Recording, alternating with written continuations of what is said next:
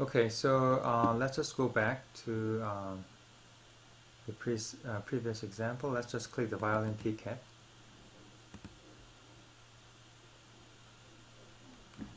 file. Okay, so each line, right, indicates a one packet, a single packet. So okay, by the way, make sure that you have, look at the view, and then make sure that you have the time and display format is this one. Okay, but anyway, so each packet, each line basically means one packet, right? So you have all these packets. So let's see. Let's look at packet number 44. Okay, and this is what? This is a SYN packet, right? And then source IP address is 132, and the destination IP address is 194, right? So let's just click this packet, double click this packet, and then this means, okay, there's like a, okay, so this is the Ethernet, this is an Ethernet layer, and then the third line means this is what? IP layer, Internet Protocol. And then this is what? Layer 4, which is a TCP layer. So when you, okay, so if you look at the packet 44, and you know that this is a SYN packet, right? So this is SYN packet. So first let's just open the IP header. Let's look at the IP header, IP layer, layer 3. This is IP header. So in the IP header, we know that the source IP address and destination IP address are the two most important fields, right? The source and destination IP address. And then let's just close the layer 3.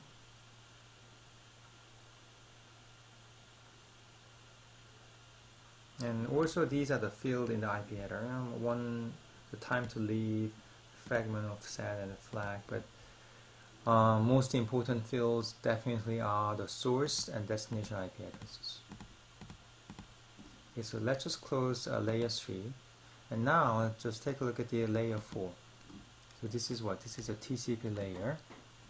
In the TCP layer, there are a couple of fields, right, that you have to pay attention to. The number one is what? The source port number, and the destination port number. So the source port number is a random number which a client machine, basically the operating system of the client machine chooses, just pick up any random number and use it as a source port. So this is source port number, and the destination port number is 80, meaning that what? The client is trying to talk to a web server. This port 80 means web traffic, HTTP, right? And then there's a sequence number and ACK number. ACK number is a 0 because it's a SYN packet. And then what is a flag? If you look at the flag, it's pretty much is a SYN packet, right? And now after SYN packet, what we're gonna have SYNAC, right? If you look at the SYNAC, now the source IP address is what? If you look at the source IP address, this is what IP address of the web server. It's swapped, right? So let's just click this second packet, which is a SYNAC. So if you look at the IP header, it has source IP address, right? The destination IP address, and then now the source IP address is what? IP address of the web server. It's not the client's. And then let's just close this layer 3 header, IP header, and then let's just click this TCP header. If you look at the TCP header, source port number is 80, and destination port number is what? The port number of the client. And then you have a sequence number and ACK number, right? And then this is right, and then the flag is what? SYN and SYNAC. So I want you to take a look at this ACK number. It ends with a 6 and 6, right? 66.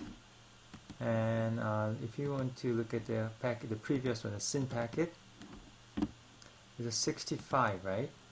So if the sequence number is 65, this is the sequence number that the client, so this is what? This is a initial sequence number which client uses, right?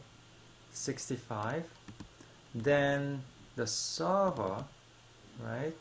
Server use 66 as a sequence number, right? This is something we learned in the previous lecture. And then the flag is a SYNAC. And finally, we have a SYNAC and ACK. And then what? The connection is established at this point.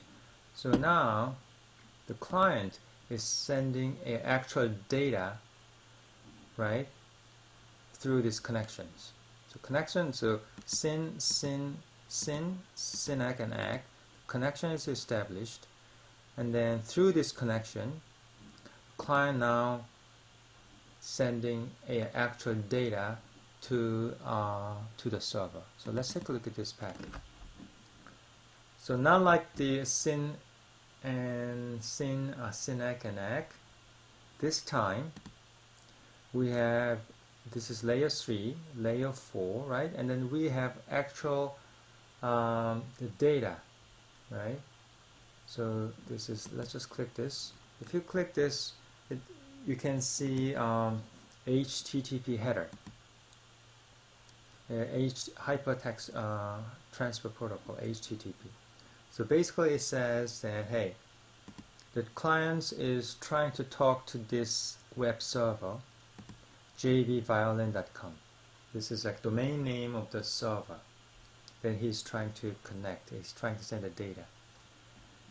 And then it says he's going to, the client says to the server that is, I'm accepting this type of messages, right?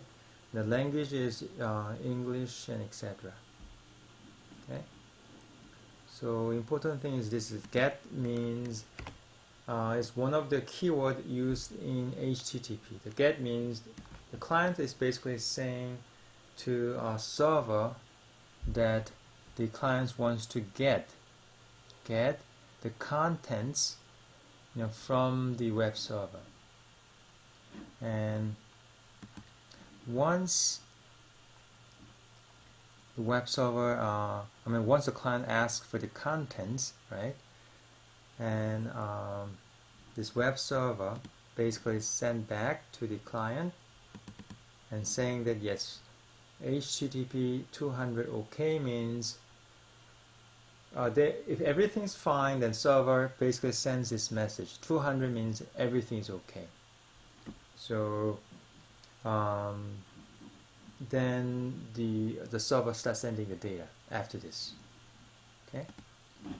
So this is a so as you can see, if you use a Wireshark, you can analyze a packet really from like you can look at the let's see, you can look at the layer 2, which is the Ethernet layer. We'll talk about this Ethernet layer later, right? And then you can look at the IP header. You can look at all the contents, all the field and corresponding values in the TCP header, and then also you can look at the application header, right? Which is really cool. So let me end my lecture here.